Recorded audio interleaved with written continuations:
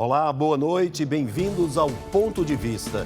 Nessa época do ano, é comum o aumento dos casos de viroses em todo o país. O principal fator para isso são as aglomerações que ocorrem muito no período de carnaval. Os vírus encontram o ambiente ideal para se propagar. Para falar sobre isso, nós convidamos hoje o médico infectologista Paulo Sérgio Ramos. Doutor Paulo Sérgio, muito obrigado por ter atendido o nosso convite e poder conversar hoje aqui com a gente. É um prazer poder receber o senhor. Boa noite, Fernando. Boa noite a todos e obrigado pelo convite. É uma honra. Eu queria começar perguntando para o senhor por que as aglomerações provocam esses aumentos de casos das viroses. Então, esse é o período que a gente espera do ano, né, encontrar o maior número de casos de infecções de vírus respiratórios, por conta justamente da maior aglomeração que a gente tem ao longo do ano, que são as festas de carnaval. Então, imagine ali milhares, centenas, milhares de pessoas ali convivendo, né? E quando a gente está apresentando um quadro viral, né, de vias aéreas superiores, uma gripe ou um resfriado, toda vez que o indivíduo fala, tosse, espirra, ele joga ali no ar, né, uma quantidade enorme de partículas virais. E além da questão respiratória, existe também a questão do contato. Então, a gente vai tocar numa maçaneta, vai entrar no banheiro, né, vai tocar numa bancada, e ali dezenas de centenas de pessoas também passaram as mãos.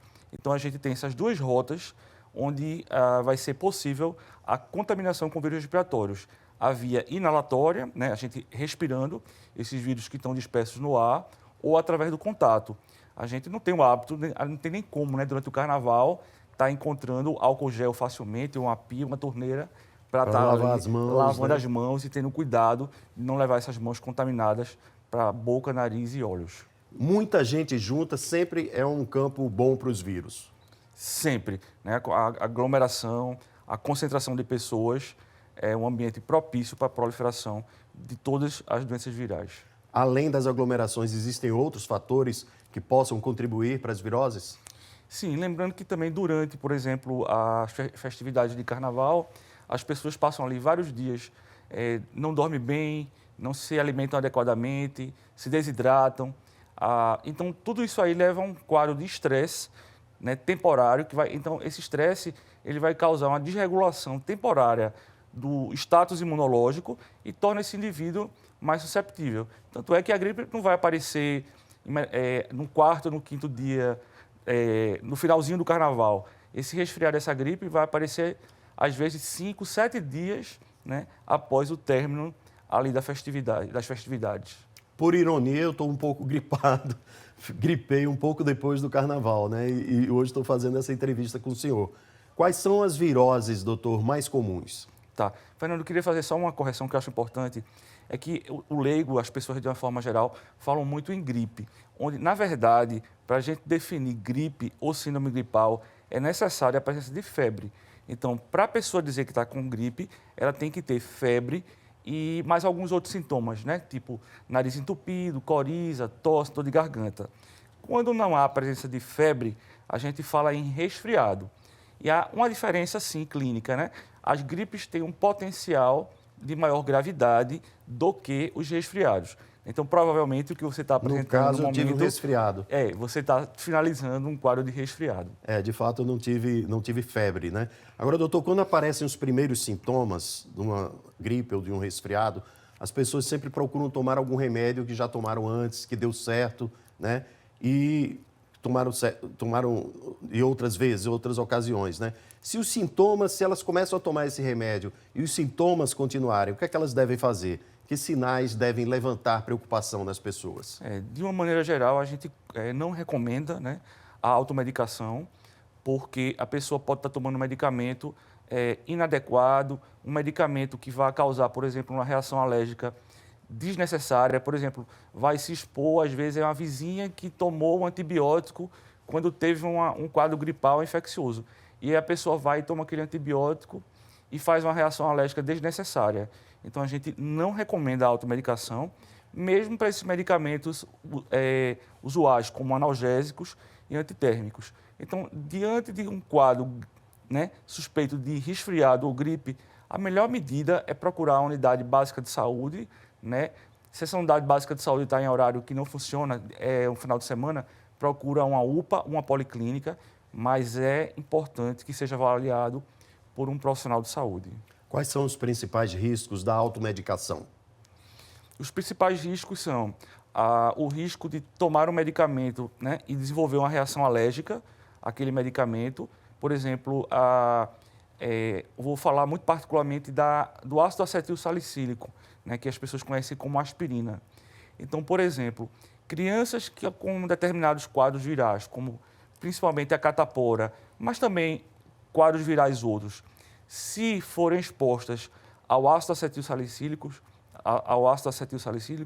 elas podem desenvolver uma doença hepática, uma doença no fígado extremamente grave, que pode levar até ao óbito. Tá? Então, a gente desaconselha, né, mais uma vez aqui na minha fala, né, a automedicação, inclusive, né, de analgésicos e antitérmicos. Agora, doutor, por que doenças como H1N1, né, a própria Covid-19 e outras síndromes respiratórias também são mais graves, mais perigosas para os idosos? Os riscos são semelhantes também para as crianças menores? Então, duas faixas etárias, né, duas fatias são colocadas como grupos de maior risco para desenvolverem formas mais graves de uma síndrome gripal. Ela sair de uma síndrome gripal, que há pouco exemplificava que seria febre mais tosse, dor de garganta, espirro, para uma CIRAG, que é a síndrome respiratória aguda grave, que são aqueles quadros graves que a gente viu, assistiu, né, com aqueles milhares de mortes que ocorreram ali entre os anos de 2020 e 2021, durante a Covid, né? Durante a pandemia da Covid-19. Então, crianças de 0 a 5 anos e pessoas maiores do que 60 anos de idade, né, quando a gente denomina que aquele indivíduo passa a ser um idoso, são os dois grupos etários de maior risco. Né? Tem esse risco maior de evoluir com CIRAG, e aí CIRAG é igual a internamento, hospital, oxigênio e às vezes até um leito de terapia intensiva. O risco é igual para o idoso e para a criança menor de 5 anos? Ou um é mais perigoso do que o outro? Eu diria que o idoso ele ainda é um pouco mais preocupante do que essas crianças de até 5 anos de idade, porque o idoso, à medida que ele vai ganhando, né, mais décadas de vida, ele começa a acumular comorbidades. Então, hipertensão, diabetes, doença cardíaca ou pulmonar. E essas comorbidades, né, na presença de uma síndrome gripal, existe um risco muito grande de evoluir com gravidade e um risco grande também de aumentar a mortalidade dessa faixa etária. Agora, eu já ouvi falar também que esse período de aumento das viroses aqui no estado, ele se prolonga até junho. É isso mesmo? Na verdade, o Ministério da Saúde do Brasil ele tem essa grande dificuldade, né? Porque o nosso país é um país de dimensão continental, né? Então, lá na região sul e sudeste, é possível a gente dividir ali, mais ou menos, né, as 4 estações do ano, né? Uhum. Então, vão ter estações com temperaturas mais baixas, com frio, onde as pessoas vão se concentrar mais, vão estar mais confinadas e ter maior risco de adquirir vírus respiratórios. Da região nordeste para cima, né, norte-nordeste, a gente praticamente inexiste, né, essas estações com diminuição de temperatura. De forma que o calendário de vacinação para o vírus da influenza, o vírus da gripe, ele é igual de norte a sul, né? Mas existem algumas críticas, né, de alguns cientistas, alguns pesquisadores, achando que deveria ocorrer uma certa uma diferenciação. Né? Na verdade, aqui no Nordeste, e Pernambuco em particular, né, a gente tem o mês de junho. 2 problemas. Quando começa a estação da chuva, né, em junho, julho, e junho ainda tem o agravante do São João, com fumaça, com fogueiras, né? E isso pode agravar também a questão de doenças respiratórias? Sim, principalmente aqueles indivíduos que são portadores de doenças das vias aéreas, né? Por exemplo, crianças ou adultos que têm asma brônquica, né? Que têm bronquite crônica. Esses indivíduos, uma vez expostos, né, à fumaça das fogueiras, podem ativar essas doenças, né? E se coexistir ali a presença de um vírus respiratório vai existir um risco de evoluir com maior gravidade. Doutor Paulo Sérgio, existem muitos mitos também com relação ao tratamento de gripes, resfriados, Covid-19 e outras doenças respiratórias. Quais são os mais comuns que o senhor conhece que as pessoas fazem de forma equivocada? Algum mito, sei lá, de algum tratamento que você deve fazer para se curar e, na verdade, não tem nada a ver? O senhor poderia dar algum exemplo desse? Fernando, existem os mitos, né, que são aceitáveis, né, que vêm aí de uma cultura popular, né, que ingerir determinado vegetal ou determinada fruta ou tomar aumentar a quantidade de algum nutriente, né, isso vai minimizar os sinais e sintomas da gripe, né, isso eu diria que são aceitáveis e a gente tenta desmistificar, né, nós profissionais de saúde e vocês profissionais da comunicação. Mas o pior, existem os inaceitáveis, que são profissionais da área de saúde, inclusive médicos, né, que propagam, né, o uso de determinados tipos de nutrientes, de vitaminas, de determinados grupos de alimentos, né, dizendo para o indivíduo que aquilo ali, aquela medida, vai ter um impacto positivo na evolução do resfriado ou da gripe, né? Uhum. Então, o que é que a gente recomenda de uma forma geral? Repouso relativo, né? O repouso, na medida que o indivíduo quando está com um quadro viral, ele fica mais fadigado, fica mais cansado, então ele precisa realmente repousar, ingerir uma quantidade maior de líquido, qualquer tipo de líquido, água, suco, chá, fruta, né? E procurar se alimentar bem na medida do possível. Se ele está com a virose, ele está com fastio, então ele não vai conseguir aumentar... Falta de apetite. Falta de né? apetite, não vai conseguir aumentar a ingesta de alimentos, tá? E não há indicação nenhuma de nenhum tipo de suplementação. O mais comum da gente que ouve, né, é a vitamina C. Então, não tem nenhum impacto positivo. O indivíduo, às vezes, que ali ganha, né, tem uma remuneração pequena e vai ali na farmácia, gasta alguns reais para comprar um frasco de vitamina C e ele não está fazendo absolutamente nada de positivo. Muita gente faz isso. Muita gente faz isso. Existem vacinas para essas viroses mais comuns, essas respiratórias? Sim. Então, uma delas, né, aqui o país, né, o Brasil, já emprega há quase 2 décadas, há quase 20 anos, é vacina contra o vírus da influenza, né? Então, a gente ouve muito falar no AHN1, né? Mas existe o AHN1, o AH3N2 e o vírus da influenza B. Todos esses 3 vírus, eles estão incluídos na mesma vacina, né? Então, já há 2 décadas que o Ministério da Saúde recomenda para crianças abaixo de 5 anos, idosos, pessoas portadoras de doenças crônicas, diabéticos, portadores de doença cardíaca, pulmonar, pessoas que estejam tratando o câncer, pessoas portadoras de HIV/AIDS, gestantes, indivíduos privados de liberdade. Então, é um rol grande, né, que até 2022 o Ministério da Saúde comprava um quantitativo de vacinas para aproximadamente 1/3 da população brasileira, em torno de 80 milhões de doses por ano. 23 e 24, o Ministério da Saúde ele aumentou o leque, né, de possibilidades. Então, as pessoas podiam, mesmo não estando nesses grupos de maior risco, poderiam ir num posto de saúde, né, e receber a vacina de influenza. A outra vacina, e que a gente ouve falar nela desde o início da pandemia, né, a vacina ela foi inicialmente administrada no Brasil em janeiro de 2021, né? Janeiro de 2021. Então, a gente tem aí já 4 anos, né? Várias formulações foram empregadas no Brasil e, atualmente, a gente tem 3 formulações diferentes que são empregadas a partir dos 6 meses de vida do bebê, né? Até enquanto o indivíduo tiver vida, né? Aquele idoso, ele precisa, à luz dos conhecimentos atuais, ele precisa anualmente fazer uma dose de reforço da vacina de Covid, assim como a Eu de já ouvi gripe. falar que seria até de 6 em 6 meses.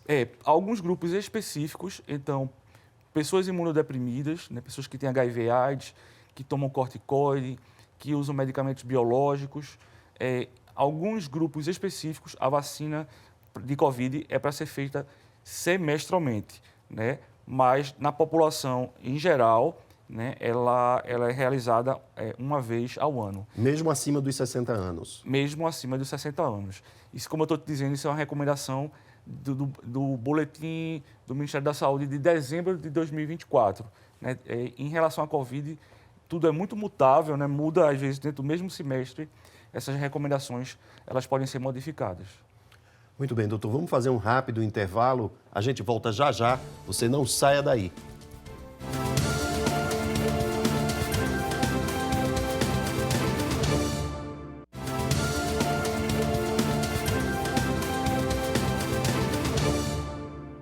O Ponto de Vista está de volta. Hoje estamos recebendo aqui o médico infectologista Paulo Sérgio Ramos. Doutor Paulo Sérgio, o senhor acha que hoje, com a imunização que nós temos e a consequente diminuição de certas doenças, né, a incidência de certas doenças, isso pode fazer com que as pessoas hoje deem menos importância, menos atenção às vacinas do que davam no passado?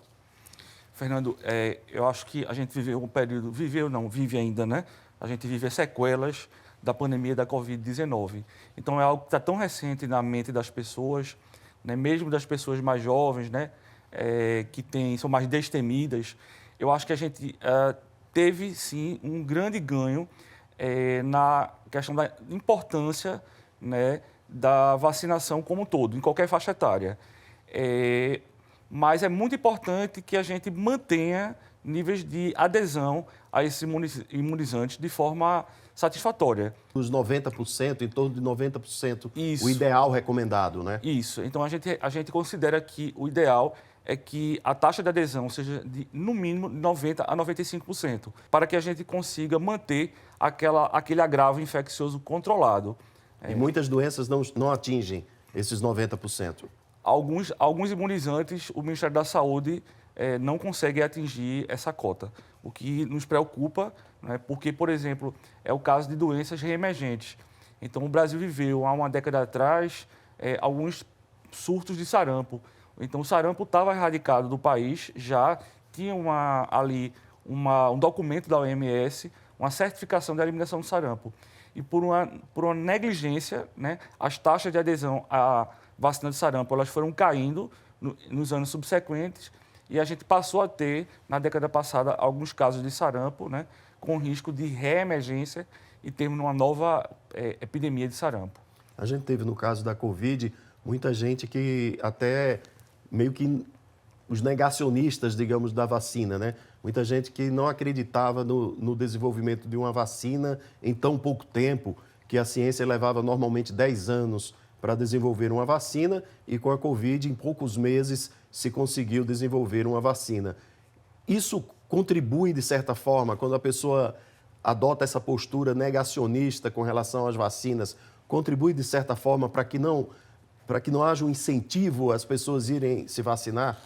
Eu acredito que a pandemia da Covid e a vacinação contra o vírus da Covid, né, é o fator mais importante, mais impactante, né, talvez, deste século, e que é uma prova cabal, né, de que a imunização é a forma mais eficiente em a gente conseguir conter um agravo infeccioso sob controle e, além disso, né, mais importante, que a meta quando a gente oferece uma vacina imunizante ao indivíduo não é só que ela não tenha infecção, mas é que ela não morra pela infecção. É o caso da gripe. Então, a gente, quando oferece a vacina da gripe para um indivíduo, a gente explica, olha, a vacina, você vai recebê-la, não vai impedir que você tenha gripe, mas caso você venha a ter a infecção, você não evolua com gravidade, né, internamento hospitalar, UTI e risco de morte. É o caso também hoje da Covid, né? Hoje nós continuamos tendo casos de Covid, mas não com a gravidade que a gente tinha em 2022, 2021, né? Exatamente. Quando a gente olha para os dados epidemiológicos do Ministério da Saúde, do boletim deste ano, agora de 2025, e do Governo do Estado de Pernambuco, a gente vê uma taxa de mortalidade pelos casos de CIRAG e Covid bem inferiores àqueles de outros momentos. Além da vacinação, doutor, que outras medidas seriam importantes para proteger os idosos contra gripes, Covid-19 e outras doenças respiratórias? São só as vacinas ou haveria outras formas de proteção? A vacina é o principal fator, né? Inclusive, existe um calendário vacinal próprio para o idoso, né, pelo Programa Nacional de Imunização. Então, existem vacinas elencadas especificamente para o grupo de pessoas mais 60. Mas, além disso, o idoso que conseguir, né, caminhar ali ao longo da sua idade cronológica com menos comorbidades, né, sem acumular doenças crônicas, e aquele idoso que tem um hábito de vida saudável, que faz atividade física, que não fuma, que não bebe, que tem um sono regular, ele meio que equilibra ali o sistema imunológico, né, e os mecanismos de envelhecimento da imunidade, que a gente chama de imunossenescência. Então, esses fatores, junto com as vacinas, vai propiciar uma maior probabilidade desse idoso não vir a ter infecções mais graves, né, e até fatais. Enfrentar o sedentarismo também é importante, né? Não ser tão sedentário, né? Exatamente. E é importante lembrar que enfrentar o sedentarismo é importante que venha lá de trás, né? Uhum. É diferente de uma pessoa que faz atividade física desde a terceira, quarta década de vida e entra ali aos 60 anos com essa memória, né? Essa gordura, como se fala assim, daquele que começa a fazer atividade física depois dos 60, 70 anos de idade. Doutor, a gente sabe que a Covid veio para ficar, não é? Os casos continuam acontecendo, mas ela leva ainda muita gente ao hospital, mas essa pessoa que chega ao hospital geralmente não fica internada como ficava antes. É isso mesmo? A realidade tem sido essa? Exatamente. A grande maioria dos casos, né, são casos de síndrome gripal, né? O indivíduo faz uma gripe, né, ele vai até o hospital, ele é atendido, né, pela equipe de saúde. Se constata que é Covid. Se constata que é Covid e que é só síndrome gripal, que não é CIRAG. Então, se é síndrome gripal, ele vai ser conduzido em casa com as orientações para orientar principalmente esse indivíduo, que caso ele venha a ter sintomas de agravamento. Lembrar também que existe um medicamento, existe um comprimido, né, um antiviral. O Brasil tem a detenção desse medicamento. E esse medicamento a gente utiliza para os indivíduos que têm Covid, né, e que estão em grupos de risco. Pessoas com mais do que 60 anos de idade ou pessoas com menos de 60 anos de idade e que são imunodeprimidas ou que têm comorbidades. E esses medicamentos eles estão disponíveis na rede pública de saúde. Então, é uma forma de a gente conter, né, não deixar que a síndrome gripal naquele indivíduo evolua para uma CIRAG. A maioria dos leigos, né, nem sabem que existe esse medicamento antiviral para o vírus da Covid. O senhor falou CIRAG, muita gente não sabe o que é. Dá para explicar então, direitinho? O CIRAG são as siglas da síndrome respiratória aguda grave. Né? São aqueles pacientes, todos aqueles pacientes que têm Covid e que têm indicação de internamento. Né? Então, é uma CIRAG. A Covid ainda mata? Que tipo de paciente? Olhando o boletim epidemiológico hoje do governo do estado de Pernambuco, a gente teve uma taxa de mortalidade entre os pacientes com CIRAG, né, os pacientes que foram internados, a gente teve uma taxa de mortalidade de 4 para 1.000, 0,4%, uma taxa de mortalidade baixa. E praticamente todos esses indivíduos que tiveram óbito foram indivíduos com mais do que 60 anos de idade. Então, mostrando que o grupo que ainda, né, tem esse risco de morte é o grupo acima de 60 anos de idade. Existe algum lugar no mundo onde a Covid ainda está preocupando mais ou mais ou menos o mundo todo está no mesmo estágio? Eu diria que está, na maior parte dos países, né, eles andam com as estatísticas muito parecidas. Qual a avaliação que o senhor faz? Hoje a gente teve a pandemia, hoje não, né? Está completando 5 anos, né, da pandemia da Covid. E o senhor acha que o mundo tomou que lições em termos de enfrentamento de uma pandemia, no caso da Covid-19? O senhor acha que a comunidade científica está mais preparada para enfrentar uma pandemia depois do enfrentamento da pandemia da Covid? Sim, a pandemia da Covid-19 acho que talvez seja a maior lição para a ciência nesse século, né, de quão rápido os cientistas conseguiram, né, desenvolver testes diagnósticos, produzir esses testes, distribuir esses testes, né, em escala internacional, em escala global, né, a quantidade de vacinas que foram ali depositadas na Organização Mundial de Saúde com pedido de registro, né, e a rapidez com que essas vacinas elas foram fabricadas, registradas, né, e distribuídas nos diversos países, diversos continentes. Então, isso traz uma grande lição, né, porque a gente sabe que existe riscos potenciais, né?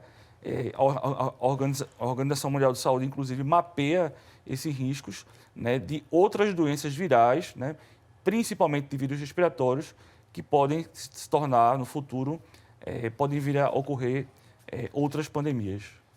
No ponto de vista da própria Covid, o senhor acha que... O senhor é médico, não disse no início, mas o senhor é médico infectologista do Hospital das Clínicas. Lá no Hospital das Clínicas, vocês ainda recebem muitos pacientes com sintomas de Covid e que o teste dá positivo para a Covid? O número de casos de Covid com indicação de internamento, ele é tão restrito atualmente, né, no estado de Pernambuco. Felizmente, né, que já não existem unidades específicas para internamento desses pacientes, né? Então, cada hospital público ou privado, uma vez que tem um caso, né, ele vai dar conta de fazer, né, ter um plano de contingência, né, e conduzir aquele caso de forma adequada, com segurança para o paciente e com segurança para os profissionais, né, e para a comunidade ali hospitalar como um todo. O senhor, além do Hospital das Clínicas, é médico infectologista também do Hospital de Câncer. Lá, o risco, a gente sabe que tem o risco maior por causa dos cânceres, né, que as pessoas enfrentam ali. E existe um risco maior para as doenças infecciosas? Existe, né? Inclusive, no Hospital das Clínicas, a gente tem tido pouquíssimos casos, né? São casos muito pontuais, mas no Hospital de Câncer, a gente tem, né, uma frequência maior de pacientes que estão em tratamento oncológico e que entram no hospital com quadro respiratório e a gente deriva num diagnóstico de síndrome respiratória aguda grave. Inclusive, tivemos, né, em 2024, alguns óbitos, né? E quando a gente vai olhar, a maioria desses indivíduos não fizeram o esquema vacinal adequado, completo. A questão do negacionismo das vacinas é um ponto muito importante a ser combatido? Muito importante, né? É uma das preocupações da Organização Mundial de Saúde, né? É a questão da hesitação vacinal, né? Então, existem os grupos anti-vacinas, né, anti-vax, né, que propagam, inclusive os meios de comunicação, vocês da comunicação, eu já tive a oportunidade de ler, que existem mais informações negativas nas mídias do que positivas em relação à eficácia das vacinas, né? Então, todos nós, sociedade civil, comunicação, profissionais de saúde, a gente não pode cansar, tem que estar o tempo todo, né, levantando a bandeira da eficácia, da segurança, né, dos imunizantes. Muito bem, doutor, estamos chegando ao final da nossa entrevista. Muito obrigado por ter aceitado o nosso convite para este ponto de vista. E para você que acompanhou até agora, obrigado por sua audiência e companhia. A gente volta na semana que vem.